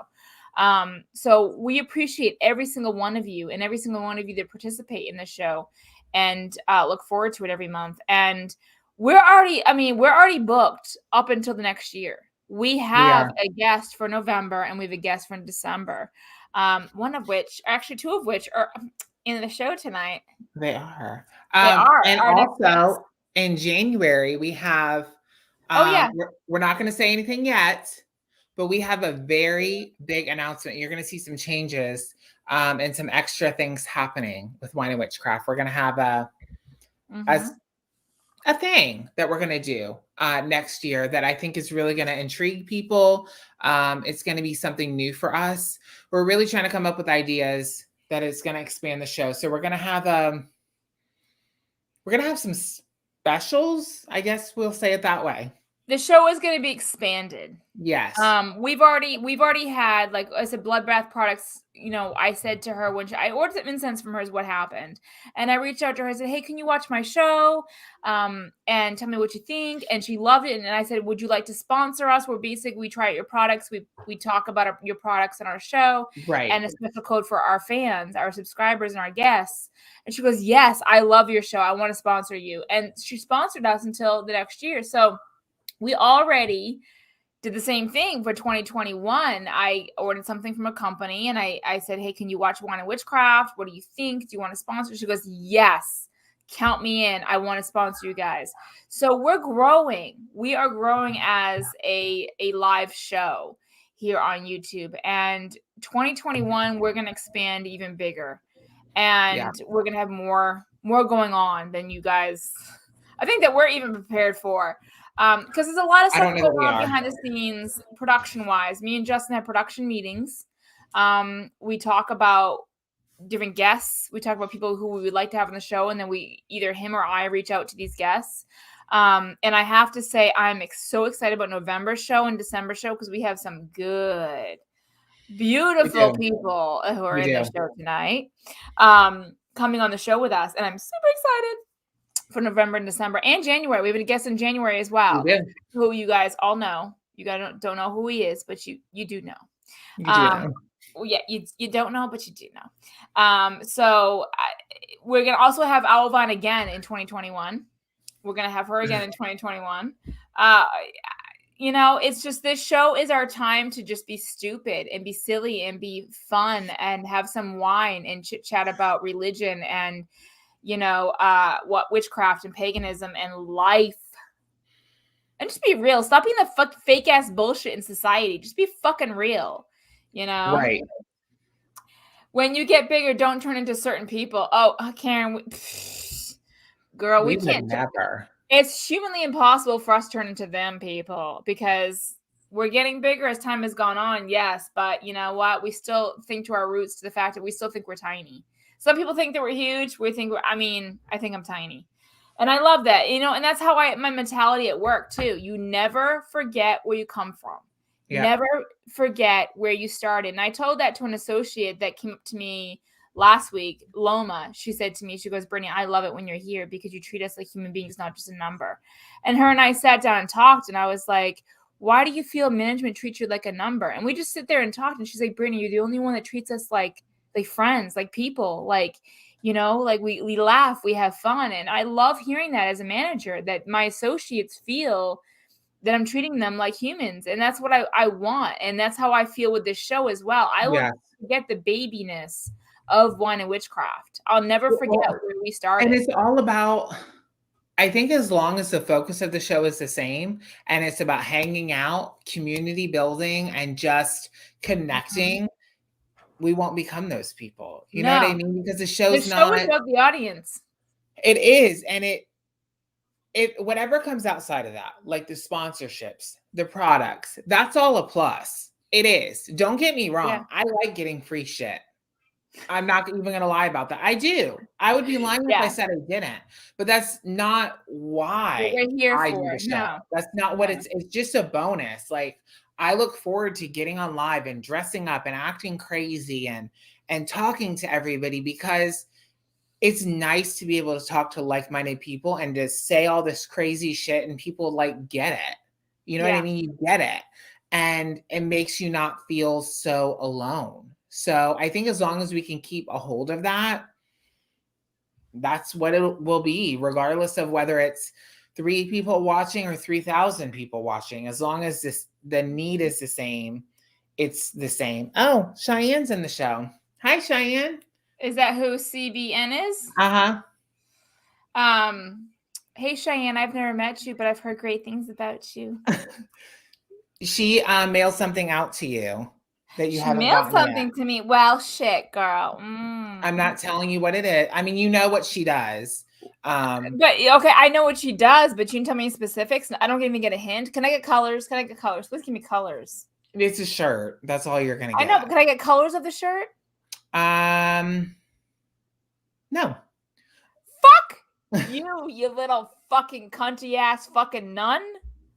I will say that if you like made shirts, she does bleaching and everything. Is she the one that did the Adventure Awaits? Yes. Oh, okay. No, she's my BFF. Okay, so if you're on Facebook, you can go to Gracie Ray Creations. No, put that in the chat. Please put that in the. Yeah, Cheyenne, put it in the chat. Cheyenne, put it in the chat. It's a Facebook group. Yes. And so she can be added. And that's Cheyenne. So she said, I've heard amazing things about you as well. So Cheyenne does shirts. Would she be willing to do our shirts for our show, for our merch? Well, I haven't asked her yet, but you're asking her live on the show. Sorry. So I don't know if she's able to do that, but if she is, I'm sure if she is able to do the merch for the t-shirts part of our merch. I mean, there you go. I mean, she does cups and everything. So yeah, that's what I'm saying. Like if she can do this t-shirt side of our merch, because I don't want to overload her. You know what I mean? Yeah. We can have her be our t-shirt apprentice person. So she can be our, you know what I mean, to have the liaison, which is also better to have someone who's doing your merch that you know versus some stranger in fucking wherever. Yes, that would be awesome. Bye, Nectar. Thank you for coming, sweetheart. It's so good for you to join us. Thanks, love. Yeah, we're like at time anyway, but I don't fucking give a shit. We're at quote unquote time. What did Rachel say? It's our show, so we can do whatever we want. Exactly. Rachel. Shit. Rachel, honey, you need to update your picture on YouTube because it's fucking old as fuck. I know. Shit, girl. Let's see. Oh, someone said shot glasses. I never thought about doing shot glasses. Shot glasses would be good. How are y'all going to celebrate Samhain? I'll be working and then probably. So I don't know. I'll probably have to celebrate before the actual day. Oh, well, I'm off. Well, it's on a Sunday and I'm off. That privilege. It is for my wedding. That's why I'm saying, bitch. What the fuck is that bullshit? I know it's for my wedding. I can tell by the hair. You update your motherfucking shit, bitch.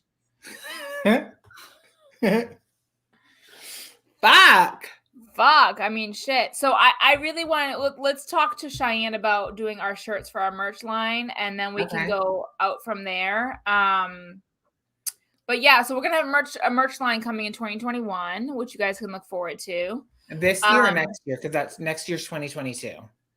Oh yeah, sorry, 2022. My bad. Sorry, 2022. 2022, we get shit coming. If I said 2021 in any of the show, don't disregard it. You know what I mean? 2022. But yeah, so we can do that. But yeah, honestly, good. If we didn't have the fans of the show that we do have, we wouldn't have a show. So I mean yeah, obviously. No, I'm just saying, like, you know, we appreciate all of our fans. I mean, Karen comes to the show every month. Karen has, I think, maybe once in the past year missed a show. Once. Mm-hmm. You know? Well, somebody wanted me to stir the cauldron and nobody gave me any drama to talk about. Oh, you got to someone give Tammy Lynn some drama, please. Ask her opinion about something raunchy. Or anything on YouTube. Or taboo on YouTube. I have opinions. I just don't share them. I'm just so, I don't know. I try not to be a bitch. Okay, look, here's the thing, Tammy Lynn. Tarot decluttering. Okay, here's the thing.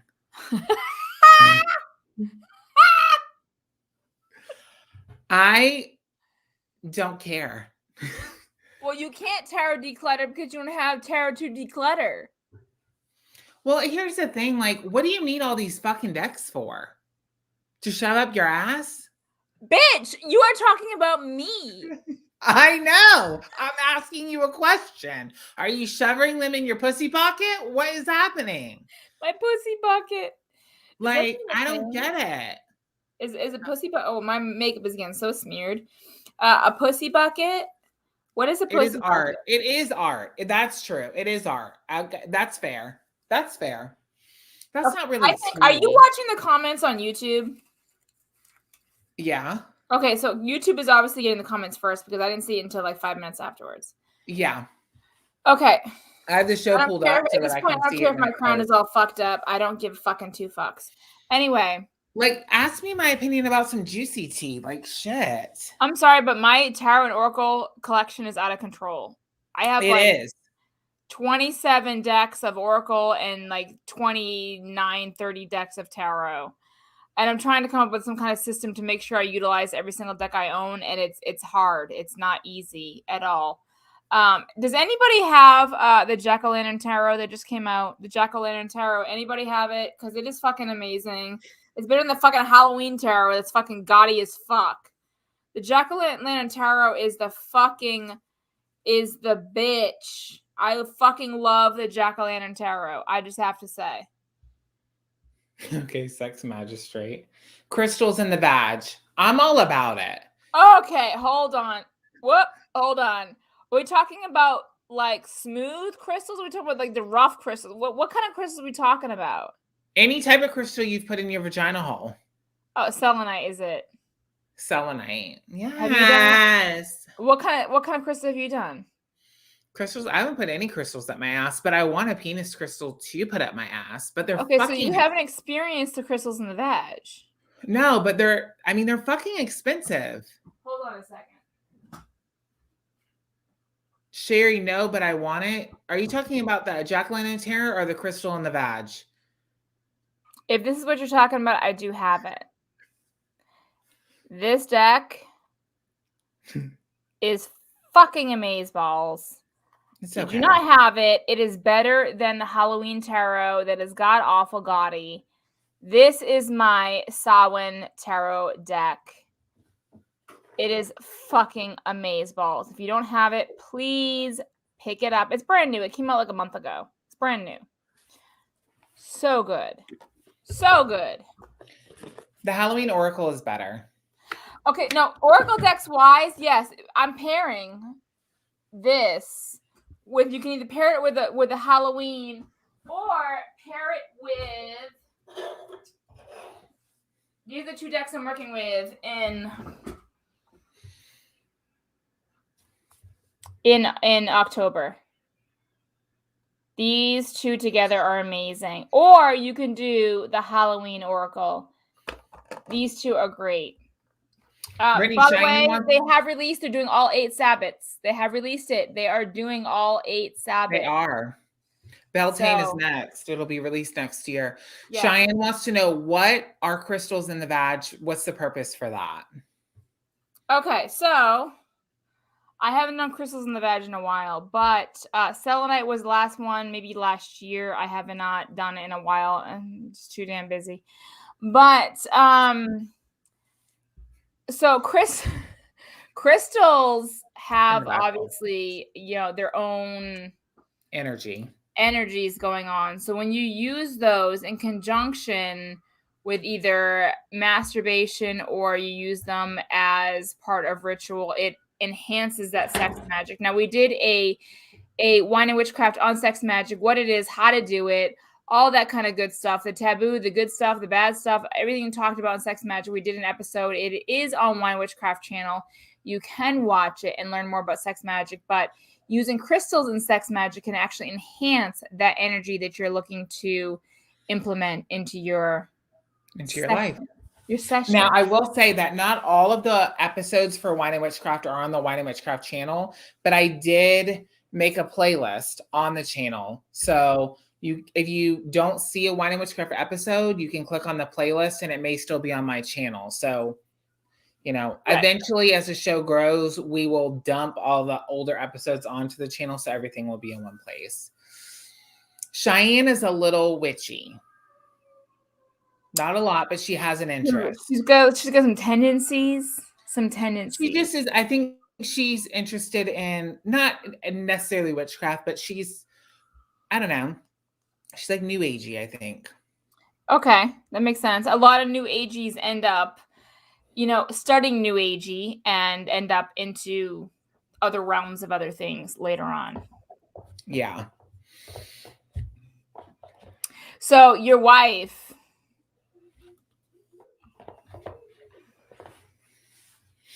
Back to sex magic. Well, so today she asked me, we need to spend more time together. I said, you don't want to spend time with me. You want to spend time with my wiener. Okay? That's it. That's all you care about.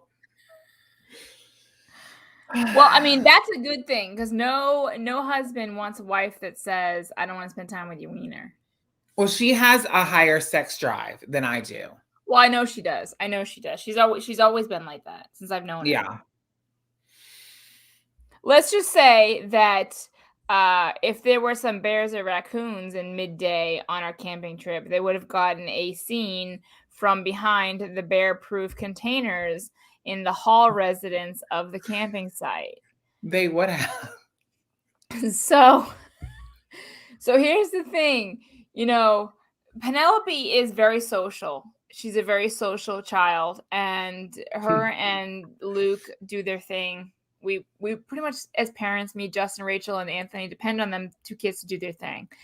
So the kids go off and, play imagination and play whatever. I think they were playing like Sonic the Hedgehog or something. Imagination, something like that. Whatever. So Penelope was always in our campsite. That's just where she was. Like when she was bored, we were right next to each other. She came to our campsite. So, anytime Penelope was over my campsite, it was like, and Justin and Rachel were not in my campsite. I was like, okay, I don't know if something's going on or like whatnot. So finally they come over and they're like, yeah, we just had a little, push. And I'm like, okay, look, y'all, I don't care if you do push, but you gotta let me know you're doing push. Like, hey, bitch, we're doing some push. Hold Penelope for about 15 minutes or whatever. You gotta let me fucking know these things. Because if I had sent Luke or Penelope over to your campsite, they would have got a whole eye full. What the fuck?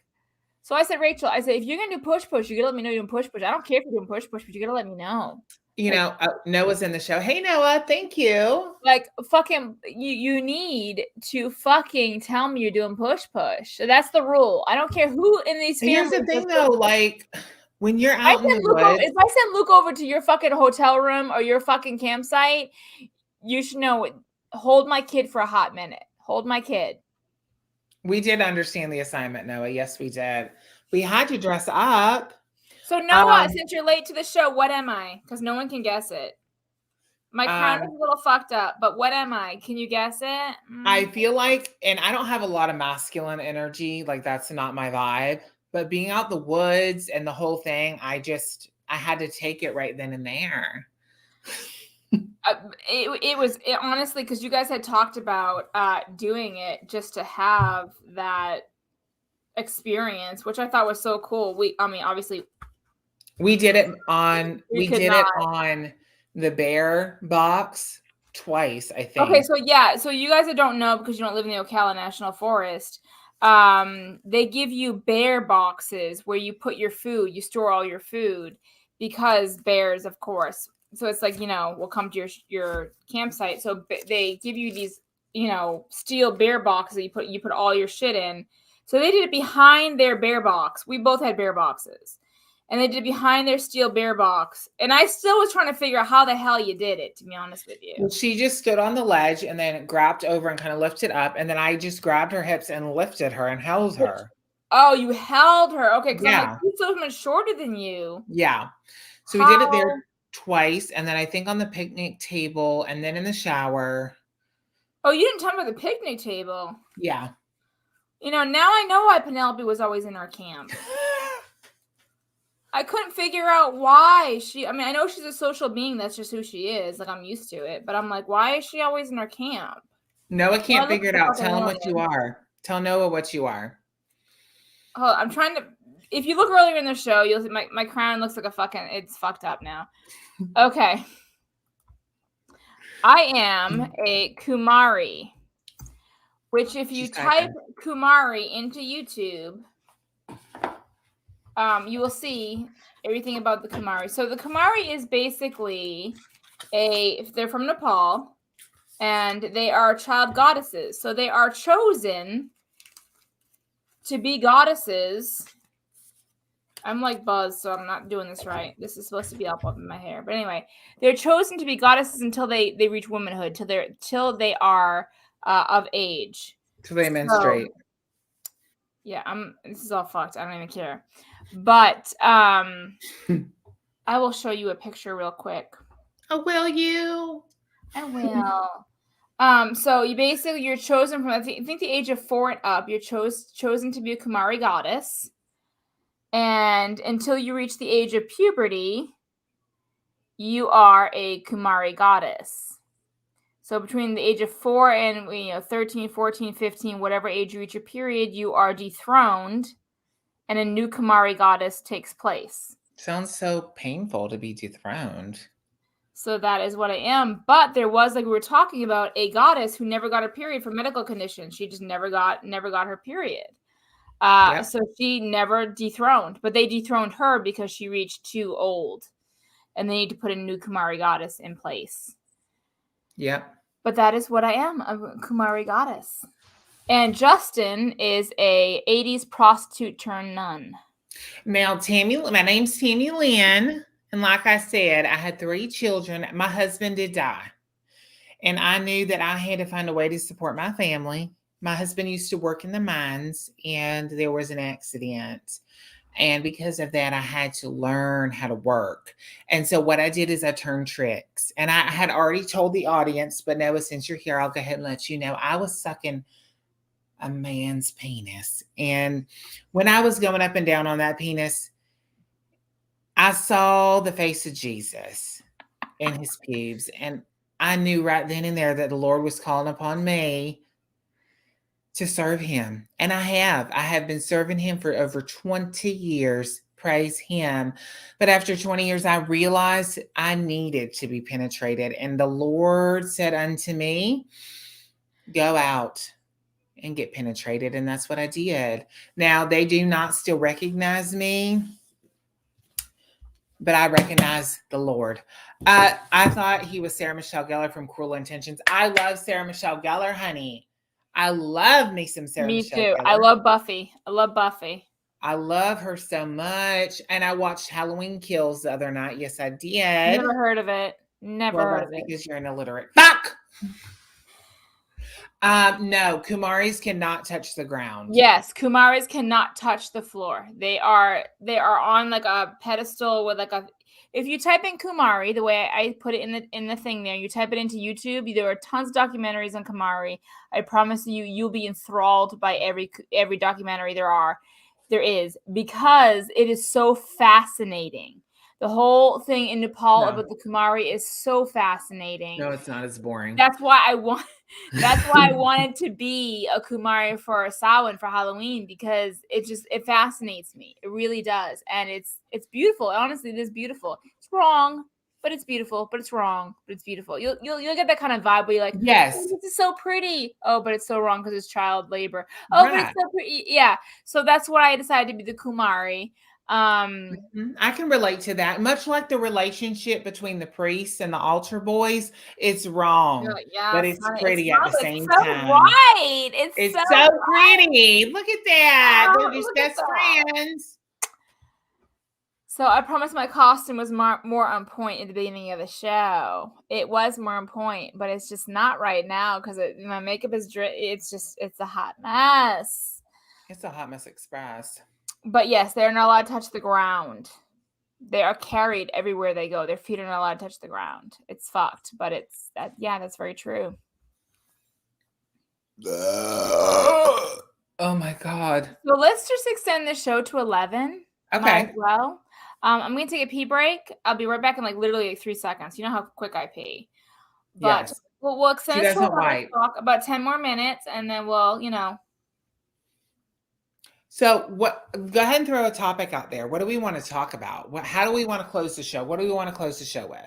We've talked about the costumes. We've talked about being out as a witch. We've talked about healthcare, COVID-19. We've talked about vaccines. We've talked about sex magic. We talked about creating, what do we talk about? Creating merchandise, Wine and Witchcraft merch. The demons are trying to take over me, but I will not let them. Yes, ma'am. I have the Bible here. I have my rosary and I have my cross. And if I have to shove this down my throat to get the demons out, I'll do it. Swear to God. I'll call Pastor Billy Joe to help me keep the demons away. Now, I did do a little dance earlier, and I will do it again. Let me do it again. Okay, are we ready? Let me take off my habit. Because where he goes, I'll follow. I will follow him. Follow him wherever he may go. Yes, I will, honey. Yes, I will. Yes, I will. Why did I drink this much, y'all? What did I do? Tell me what I did to deserve such hateful people in my life. Okay, I don't know what the fuck just happened while I was taking a pee break. Did Tammy Lynn get a little ratty with y'all? She did. Pastor Billy goes on speed dial. Shit. I have hair in my mouth, and I'm not sure if it's my hair or if it's the pubes. So it's funny because when we were deciding we were going to do costumes for this show, I have been studying the Kumari, so I knew what I wanted to be. But I'm like, Justin, what are you going to be for, your? He's like, I'm going to be, I don't know. And then he comes with this fucking nun bullshit, right? And I'm like, oh my God, a prostitute nun turned straight, turning tricks still while a nun. Oh my God, it's a perfect storyline. And here we got Tammy Lynn. Yeah, I'm a mix between like Tammy Baker and Sister Act. Yes. So it's kind of funny. Like, I told Justin he needs to come up with a character, a Southern Baptist fucked up character for his YouTube channel, and just every once in a while do this character as a skit. And he's like, yeah, I'll get to it. I'm like, bitch, where's my motherfucking character that I asked you to do? Seriously. Well, I did originally do Pastor Billy Joe, but today I wanted it to be something different. I have not seen Made on Facebook, Made on Netflix yet, but I have seen a lot of maids when I stayed at a hotel. Stayed at a hotel. Oh, shit. Yes, I have. I hope I have educated some people in the Kumari and made you guys want to educate yourselves in the Kumari because it's fucking cool as shit. You haven't. Cool. You've bored them completely. Whatever. my fucking shit is on point, bitch. It's on point. Okay. Sorry I couldn't be a nun, a slutty ass nun like you that wanted to educate my people on a fucking otherworldly goddess. You are a sinner and you will burn in hell. So, next month, what are we doing next month for a topic? I don't remember. I'd have to look in my notebook. Well, I know what we're doing, and I know who we're having. I only visit the confessional when there's a dick to suck. I know who we're having on. I know who we're having on. Do you remember what we're talking about? Sherry LaFay, that's who we're having on. You Oh, yeah, we're having Sherry LaFay, bitch. I was waiting for it to be announced. So, Sherry LaFay the beautiful and wonderful Sherry LaFay, will be in November's show, and we're going to talk about creativity and publicizing in the craft. So, as you guys may know or may not know, Sherry LaFay has released a book, an interactive book, a coloring book, an activity book, and you can purchase it on Amazon. And we want to sit down and talk about creating your own shit. Yes. Whether it be creating a business, creating a book, writing a book, creating your own practice. All of it. Creation and practice. So is basically the topic, creation and practice. And I'm excited to have her because she has created and she continues to create. And I'm really excited to have her in November. So Sherry will be with us in November. And then December, who do we have lined up? Taya Kennedy. And we're going to talk about traditional witchcraft. Now, we have talked about traditional witchcraft before with Mr. Keldon, who wrote a book last March? Yes, I believe so. February or March he wrote, and we had him on the show, and he's also a traditional witch. And we're going to have Taya on the show in December talking about traditional witchcraft. So we're really excited to have her as well.